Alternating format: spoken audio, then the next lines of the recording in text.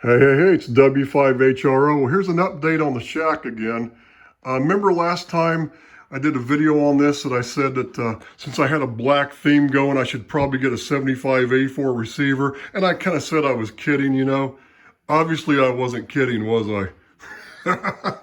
I got a Howard Mills restored 75A4.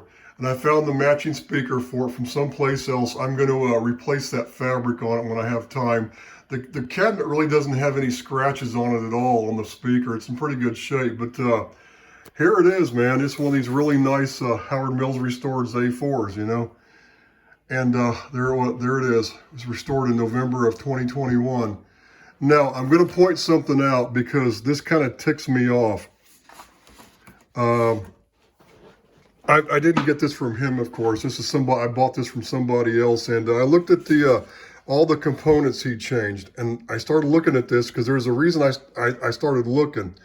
I'm gonna turn this thing off, you know, from standby. Let the thing warm up a little bit. This thing's even been it's been sandblasted, repainted, and silkscreened. Even the inside, it's like all polished. It looks like a brand new receiver. He dated all the, he dated all the capacitors. He replaced it underneath and everything on it. But I want you to kind of, if you can notice this or not. The audio, there's a hum in the speaker. And I started looking at it and, oh my God, I looked at the A4 schematic. You know what he didn't do? And I literally cannot believe this. I mean, this guy, I've heard of him and I know who he is, and he does really wonderful work. I mean, this receiver is absolutely beautiful. But you know what kind of blows the whole thing? He didn't change the high V, the dual 40 mic cap and the high V supply, the can cap. He just left it in there. And I have to say this, even though the guy does really good work, anyone who would not, first of all, get in there and change that filter cap and the high V supply is an idiot.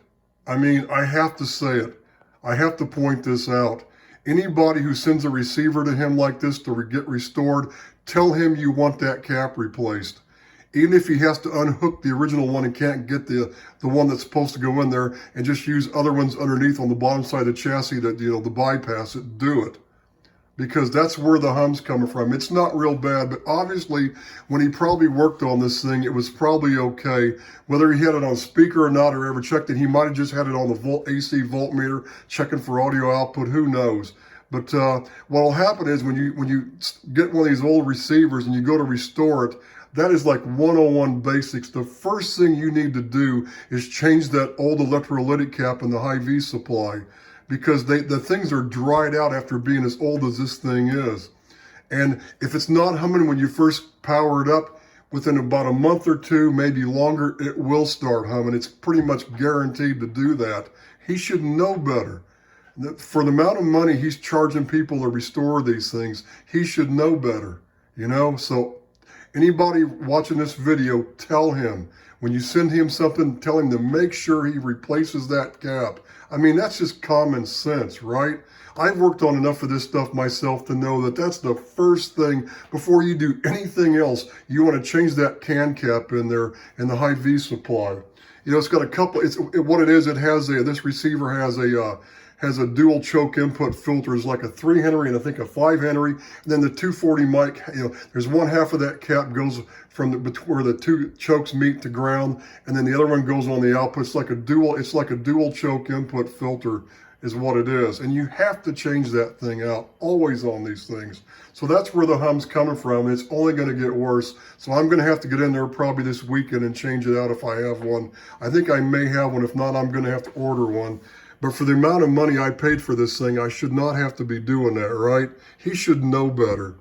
So I hate to be critical of somebody who's very well looked upon. You know, it has a good reputation. But this right here, that kind of ruins that reputation. He should know better. So I hate to be critical, but I have to point this out. But let me go to on here. I actually got it on slide band. It works pretty good. There was somebody in here earlier I was tuned on to. but it has the 3KC filter, and I did find the 6KC filter. I did find the 6KC filter, and it's in there. See what happens? So this is, I'm going to use the 6KC for AM. Now I did find the 9KC, but I didn't order it. I can get one if I need to. Most guys will do like 9KC, 6KC, maybe like 2.4 something, or they'll do like 6, 3, or like 2.4, and then they'll do like a really narrow one for CW. But it's, you know, I'm not really a CW operator, so I really don't care about that. But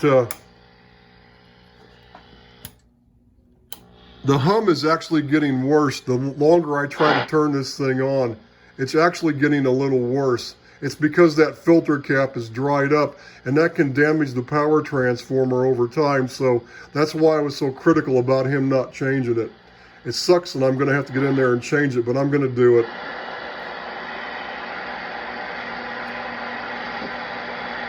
Let me see if I can get tuned on somebody.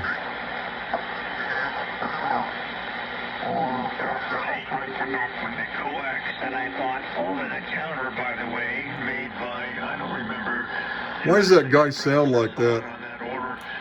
That coax was not seated well. The shell on the PL259 is shorter than the shells on other available cables. So it really engages the SO239 maybe by a couple of threads if you're fortunate. And what is worse is that unless you wiggle it pretty good and get it to seat in the SO239, it will definitely. Whoa. But you'll not be fully seated, and the center conductor can be intermittent. It's really very, very bad.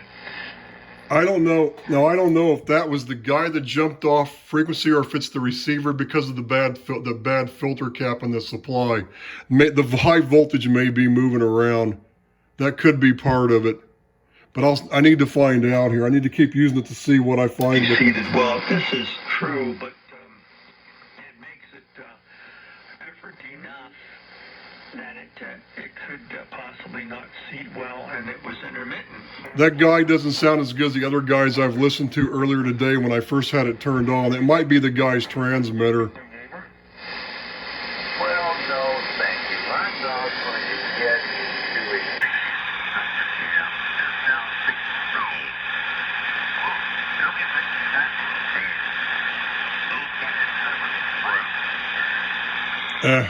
He doesn't sound very good.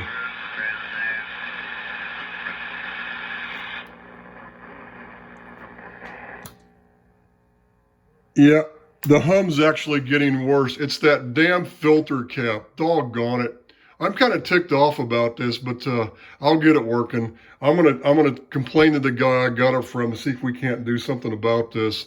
This is kind of uncool. So anyway, but that's what's going on. The filter cap is going bad. That may have been why he sold it. I hope not. But anyway, we'll figure it out. But this thing is in beautiful shape. I just need to change out that filter cap in the supply. That's what it is. That's what's causing the problem, I'm pretty sure. So anyway, I'll see what happens, but we'll go from there. But I just kind of want to show you that I did get the black theme kind of all matched up here. I just need to replace that fabric on the front of it and so on and so on. So anyway, that's all I have for now. This is W5HRO.